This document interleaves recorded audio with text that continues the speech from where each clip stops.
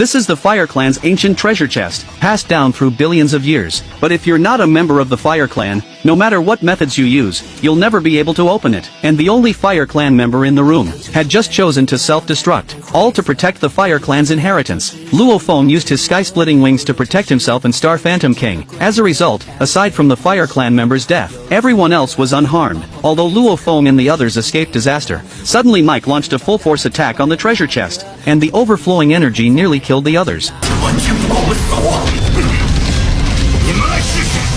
Luo Feng looked at the treasure chest before him. He could transform one of his clones into a Fire Clan member, but he knew clearly that even if he could open the chest, they wouldn't be able to claim any of the treasures. Mike discovered he couldn't open the treasure chest, so he told the three of them to use Divine Kingdom teleportation to leave first. But how could Luo Feng and the others possibly agree? If they left first, the treasure would belong to Mike, and when they left, they'd exposed their Divine Kingdom coordinates. If Mike followed them into the Divine Kingdom, all that awaited them was being silenced forever. Therefore, Purple Clock King proposed that the strongest should leave first.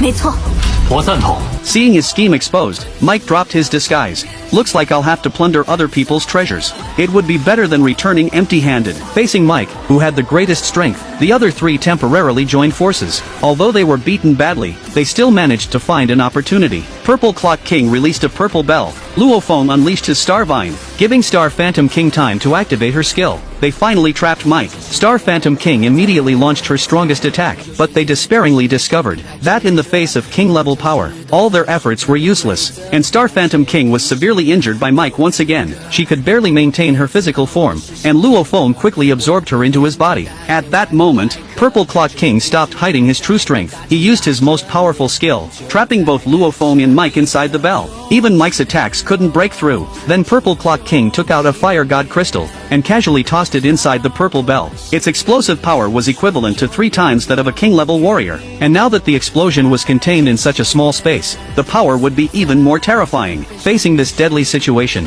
Mike chose to self-destruct his own body, intending to drag Purple Clock King down with him. As Mike's essence erupted, Purple Clock King suffered heavy damage. Luo Feng seized the opportunity to switch to a clone and hide. Just when Purple Clock King thought the treasure was his, Luo Feng suddenly appeared and snatched up the treasure chest, turning to flee immediately. During Luo Feng's escape, he discovered there were people ahead. They were other Fire Clan members.